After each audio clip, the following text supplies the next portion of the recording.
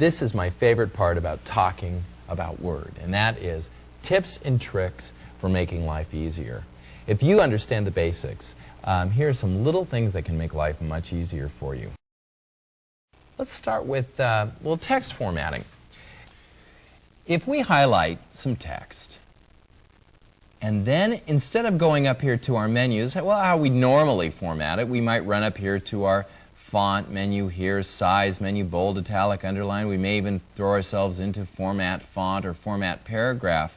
What a lot of people don't realize is that Word has this thing called context-sensitive menus. What it means is if you're pointing at something and you click with your right-hand mouse button, it will give you choices that are appropriate to what you have selected. Let's try it here.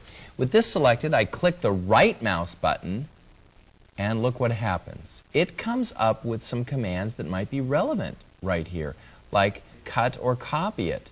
Or look at this, I can immediately hop down to choose the font or the paragraph specs. So this is a great way to quickly do the things you want to do. And I think what I'll do here is I'll just bump up my point size, and we'll go ahead and make this bold and hit OK.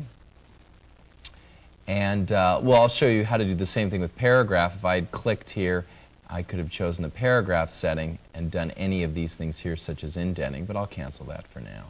Okay, so I've gone through and I've highlighted this. Let's do some, I guess I will go ahead and center this. Ooh, that looks terrible. No, I'll go back to left align. The right-hand mouse button is one of your best friends because the context-sensitive menus that it brings up can really be a lifesaver. If you've got, you're in a certain place in Word, you're not sure what to do next, often clicking the right-hand mouse button brings up a menu of choices that are particularly appropriate to what's going on.